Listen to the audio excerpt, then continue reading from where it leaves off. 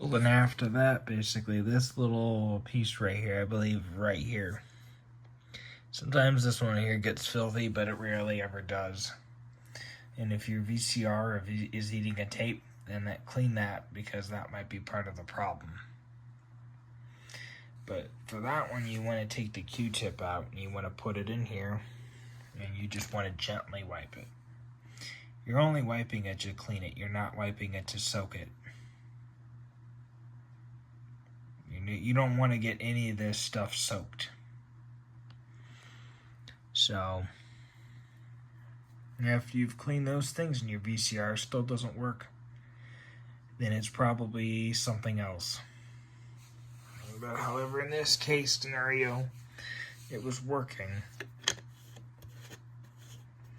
But the issue was and anyways, if you get too much, alcohol on this, you just take a dry piece of paper, take a small little one you cut up, and just gently move it around.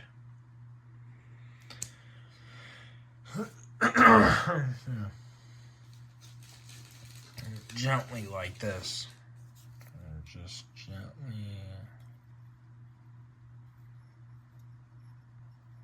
Like this. Like you take a dry one. The whole point of that would be to dry. And it's still a little bit of wet, yeah, but not very wet. At least some of it came off, so. And however, if you ever see a VCR and there's no grease here, you don't see anything there, then you're screwed. And you're supposed to use some, on the Philips ones, on the Philips VCR DVD combo, sometimes it looks like peanut butter, and you just leave it.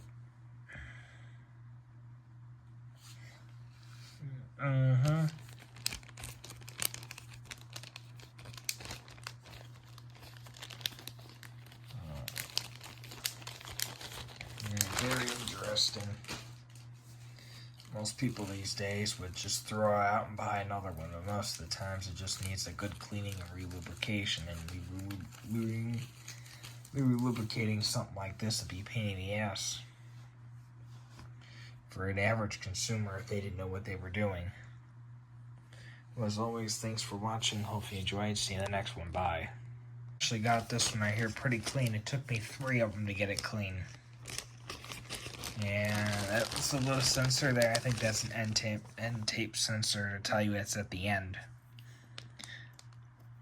And the other one over here, I believe, does the same thing. I don't know why they have 2 of them, but sometimes I've seen VCR, especially the Emerson and Savannah / Magnavox ones from the 2000s, especially the 90s ones with the Orions and the Daewoo ones, like where they're super cheap, and they were like $19 at Walmart. When they eventually got down, they were like the really cheap ones. Well, those ones were super cheap, and the end tape sensors were like over here,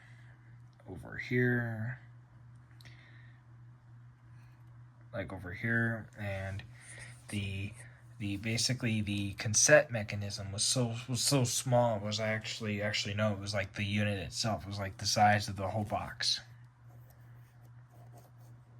What you want to do is after that is you want to make sure it's nice and dry. A lot of mistakes I see people doing is they'll take the Q-tips and they'll put them here on the video drum. That's a big mistake. I've seen a lot of people do that. You don't want to use that for that, because that's not big enough for that area. It's almost like saying here's a sponge to clean a basketball court.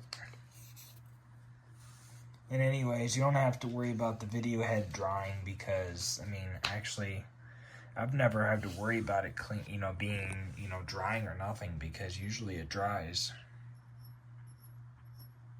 See, on that little mirror up there, if you ever have one of these machines and it doesn't have this mirror, I think you're pretty much in trouble.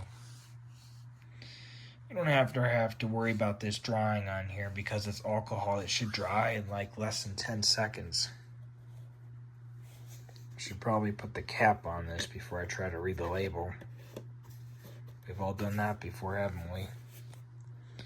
So it should dry. It's 70%.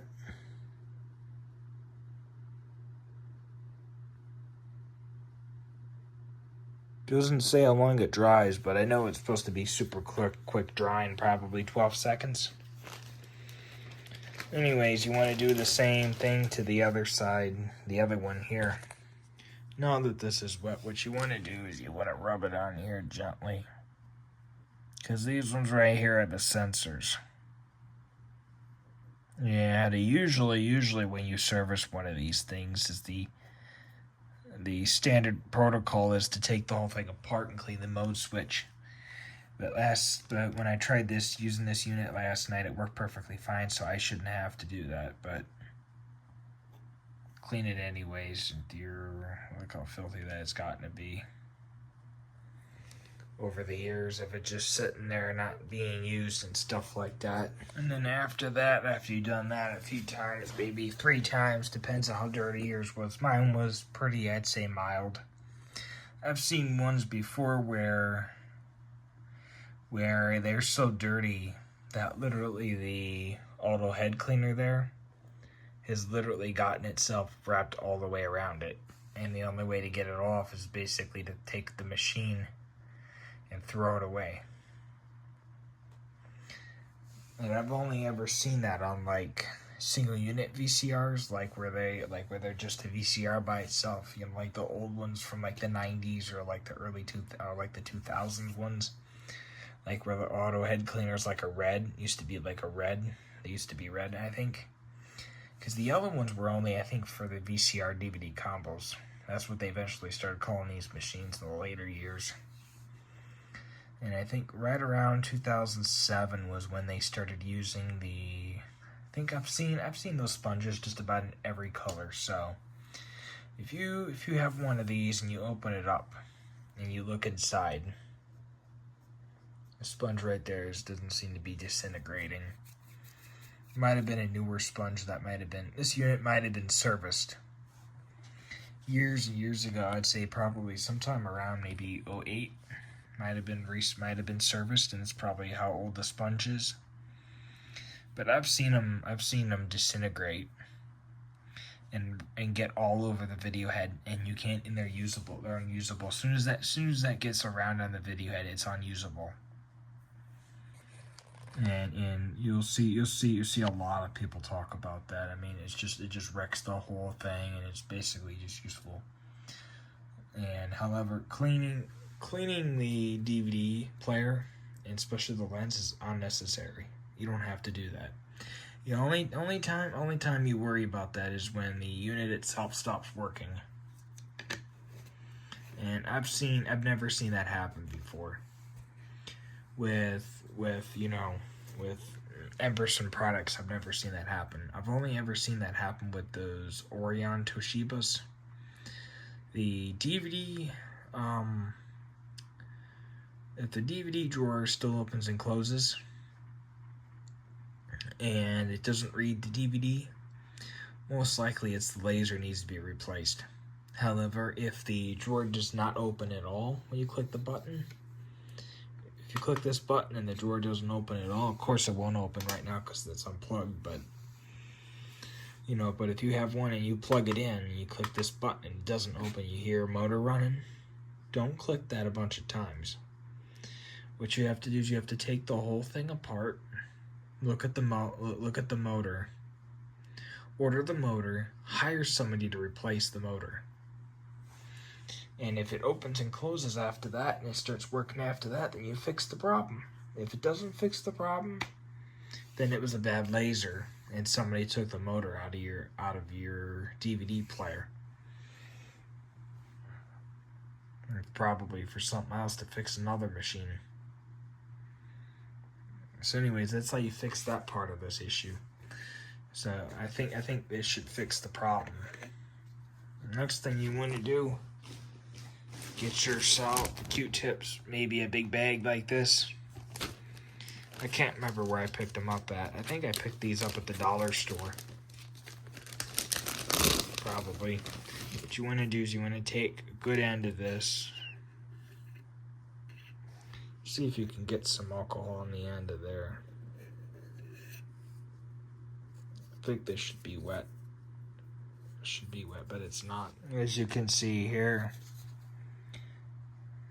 I got something there on the bottom on there. So, looks like there was some dirt on there after all from not being used for probably 4.5 years. The last time I used this one was when Wally passed away. And the night before he died, he rested his head on top of the unit itself. So it's kind of the reason why I haven't used it, is because not only was it originally my father's that he bought back in 2002, and then he sent it to his brother that lived on the East Coast to use it for many years, and then it went and sat down in his basement.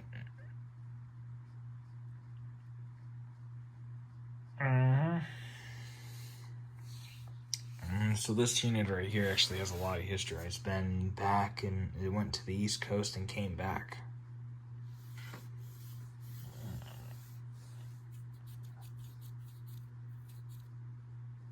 So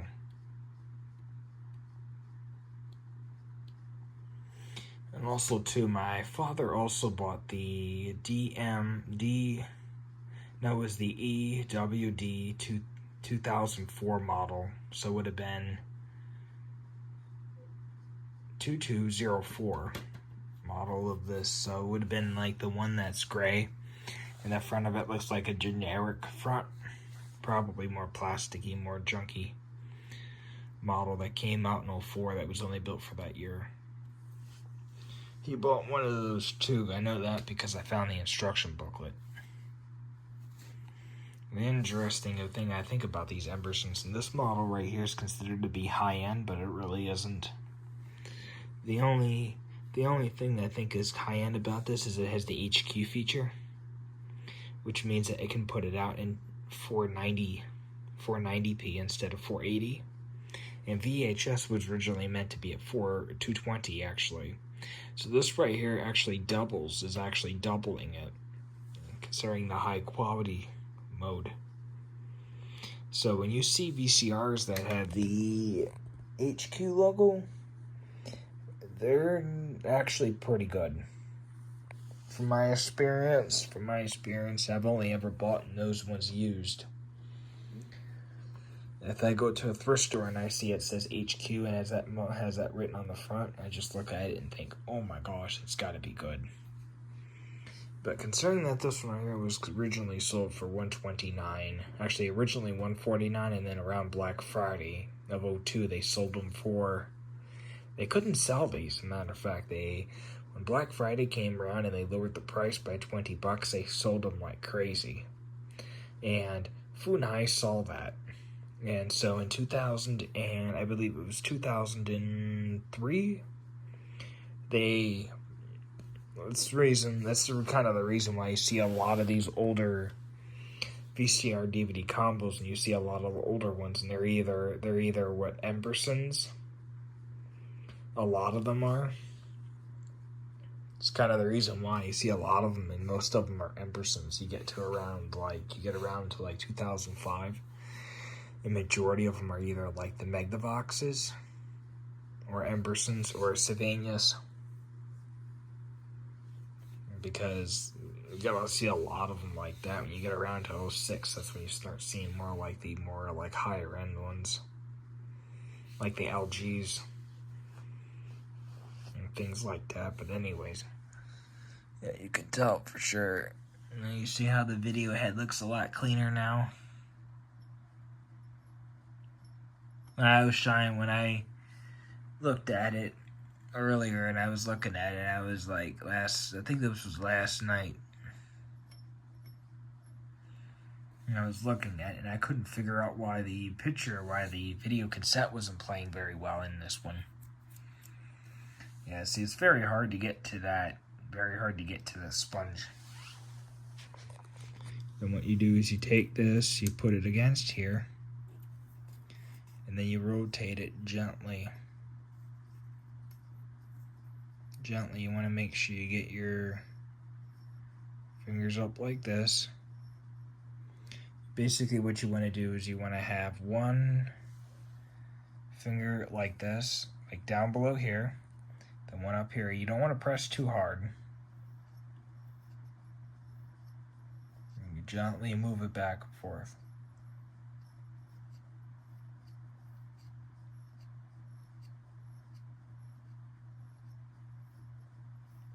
Gently move the video head. I'm going to be very gentle with this, because if you break this, and then you're stuck buying a whole nother machine.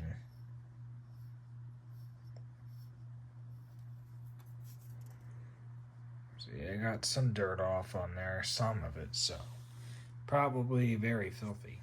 Okay, so basically what you do is you take this, you put it over the top here, and then you flip the bottle over gently away from the VCR. And then after you've done that, then this is what you do. Hello everyone. Today I have I think it is a Emerson video cassette recorder and DVD/CD player. Emerson. Now, as most people don't know, this is that Emerson hasn't made their own stuff probably since the 60s, 50s, maybe the 70s. They've made their own stuff in decades. If you look online, you look at their website, and you'll see all of this stuff that looks like it's pretty darn old. Really. See, it's got the true surround by SRS, channel 3 and 4, antenna in and out. Yeah, it's probably useless nowadays. But you notice this, it's got audio out, but this right here is still useful. It's probably the only thing I hear that'd be useful is this right here, the out and the in. But you notice is how it says DVD VCR out, and there's also an in. But if you remember correctly, I didn't say DVD recorder. Keep in mind, at these time period when they launched these in 1999, they still didn't know what to call these units. They still didn't know what to call these. And this one right here was built in May of 2002. Funai announced in 2017 that they stopped manufacturing these. And most people would disagree with me and say 2016. Well, you would be wrong, because Funai actually in 2016 they announced in their home country, and I believe it was China or Japan, they announced that they're gonna have production range at about 1,000 units a year, from what I remember. And they announced that, and they only announced that they would do that for the next year, and that also included that. I believe that only included rebuilding units that were sold in 2016 to 2015. That ones that were built. So, like for example, like if you bought one and it was defective, I believe this also included 2014. I believe that they would you'd return them and they would rebuild them. They would build a new one for you. And I believe that they did that for 1,000 of them a month. I believe that they, built new ones. And I'm assuming that the quality must have been very good because the amount of units that they were putting out was very low. But however, this one right here, I actually didn't buy this one. I didn't buy this one. I got this one from my uncle. He lives on the East Coast. And we transported this one back because it originally belonged to my father. And when my grandparents when my grandparents, his parents bought him, and I believe my uncle and everybody else, I believe they bought themselves a light-on, which you saw in a video a few years ago where I was replacing it because the unit itself, the video heads were worn out, and I ended up just selling it for $35. And the video heads weren't really worn out. It was just sell it or get nothing for it type situation. And my family really needed the money, so I ended up selling it. And this one right here, you can tell the top of this is in really nice shape. I don't know if you can see that. There's hardly any scratches at all. Usually when you see these are usually beat to hell and stuff like that. Anyways, I did remove the screws. I forgot to mention that. And you must have known this. Most people know this. If you've ever worked on one of these before, you'll notice that these are always Panasonic chips here. No matter how old the Funai products are. This is kind of the reason why people bought these. Is usually they would have these at Walmart or Sears or wherever. Usually $129.99 or $149.99. Nowadays they're like $1,000. But inflation, I calculated it would have been like for 2016 to 2017 when they were selling them at Walmart.com for $300. I calculated that for inflation, it would be like $336. Or I think 400 almost nowadays. But when they stopped making them a year afterwards, it would have been 336. So inflation was pretty bad back then too. So this one right here, I believe I was playing a tape on it when I first got it. It looked beautiful. No, there was nothing wrong with it. But now that it's gotten quite old now, and I haven't used this particular one probably since 2020, about 4 years now. And I went to go use it last night, and I put the video cassette in, and I couldn't figure out why the image on the screen was so jumpy. It seemed like it wasn't blurry at all. It was just jumping. It was shaking on the screen. And so I brought out the other VCR, and I noticed the same issue, and I'm like, then I eventually pulled out a Sylvania that was built in 04, and I was like, no problems. With a little bit of issue with this one, but not much. So I have a feeling it probably had something to do with the video heads needed to be cleaned. And you can tell the front here, this is plastic. I think it's like the much older ones in these, how you can tell the 90s one's different from the 2000s ones. The 90s ones were all made out of metal.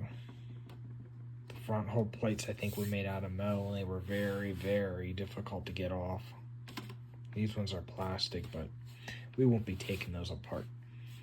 And this one right here, I believe, has never eaten a tape. So, I mean, I've seen this particular model before out in the wild, like at thrift stores.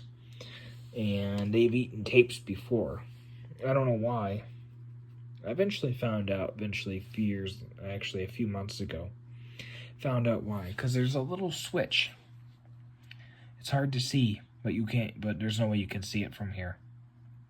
There's a switch that goes underneath the whole mechanism. And the only way to take that out is to take the front panel off, take all this front stuff off of here, take the DVD drive, take the DVD player out of the thing, and then, actually in this case, doesn't look like you need to take the DVD out because there's nothing intersecting with it. Not that I can see it, but anyway, so you have to take the VCR mechanism, you have to take this whole thing out, and then after that, then there's like a switch. It goes around, and it switches between the different modes. Like, for example, so if you're in, let's see here, play, it moves around to the system to play and lets the computer know what mode it's in. And when it moves around, it collects just a little bit of dirt, just enough. And then when it gets very filthy, It gets so filthy that it might need, and then you have to take it apart and clean it. Now, there's basically hardly any videos for this. If I've seen, there's probably 1 or 2 videos that are pretty much accurate. And a lot of people bought these machines. As a matter of fact, they sold these machines all the way up until the end. They did not look like this at the end. They were pretty much as time went on, they pretty much got cheaper and cheaper and cheaper. You may remember at the end, the Magnavox. The Magnavox or the Toshiba DVR620. That's the only model number I remember. But they basically always used the same. All of them used the same mechanism. They all look the same in here. The DVD players they all look the same. You might see them with a recorder or just a regular DVD player. They all look the same. Some of the recorders even have fans back here. And some of the much later ones from 2007 to 2008, some of them even have a digital tuner that they discontinued after 2009. So probably 2009 was probably the last year for that. And this one right here just happens to be probably one of the last ones out of this 2002 model year. As a matter of fact, I noticed this a lot with Emerson is usually the last 2 digits of the model number usually account for the year. So I've seen that a lot with Magnavox and Emerson. In a lot of Funai products. I've seen that with a lot of them. Usually you get the model number EWD2202. Usually 02 is 2002. So I see that a lot with a lot of Funai products. And you see this one right here. They're so old. Look at the motor. The what do you call that? The numbers on it are so far gone and so faded. Look down there, you can see like where all the grease is starting to harden up. The only issue with buying a new one of these nowadays from 2002 is you'll have to replace all the rubber pieces. You'll have to re-lubricate every single gear. And keep in mind, you still have to do that, and you're still paying, $600 or $800 for something from 2002, 2001. But you have to do all that work. You're gonna have to pay somebody. You either do it or you pay somebody to do it. The same thing with all the VCRs that they have that are new in the box, like the Toshiba DVR6R20s or the new Magnavox ones. It's like same thing with the last generation of Emersons. Yeah, they're not building them anymore. They haven't made them since 2017. And from what I understand is 2017 was pretty much the cutoff date because that's when JVC pulled the licensing agreement. They pulled the licensing for anybody to build them. So from my understanding is that's basically the end. So 2017 would have been probably the last year of manufacture, even if JVC or even if Funai even had built anything. This probably would have been the last year. So that's why I'm counting that as the last year. Anyways, this tuner on here is so old. Look at that from 2002. I bet you it still works. It has to, because television tuners, especially the analog ones from this era, kind of never really went bad. It was the only ones I think I've ever seen going bad is like the Samsung ones, like the digital ones, and the analog ones usually go bad. But Funai didn't build their own tuners. I believe that they were built by Panasonic. Because I have a feeling with these combo units that Panasonic built the tuner, probably built the DVD whole thing, and then probably just left Funai to build the VCR mechanism and everything else. Probably. And keep in mind, at this time period, Funai was just trying to put out as many units as possible, so they didn't really care what happened. They didn't really care who built what, as long as they could get a million of them out a month. So, by the way, the reason why they stopped making them wasn't because they couldn't get the parts. It was because of very poor sales. They only sold 1 million of them in 2016. 2015 they sold, I think it was the whole year, they sold 68 million of them or something like that, ridiculously. And that was that whole entire year. They got to the middle of 2016 and they only sold 1 million of them by the time they got to June 1st. It was like sales were down dramatically. So anyways, so the first thing I would have to do on this one right here is this auto head cleaner sponge needs to come off. And I usually just hold on to here and grab the sponge, but since because on some of these mechanisms, some of these runs right here, you can just pull this right on out, but it is not designed for that. So you would have to unsolder each and every single point for that. So I would just leave it for right now until you had a what do you call that? You would need like a toothpick or something to grab a hold of it to pull it off of there, because it might, if it starts disintegrating, you're basically kind of screwed.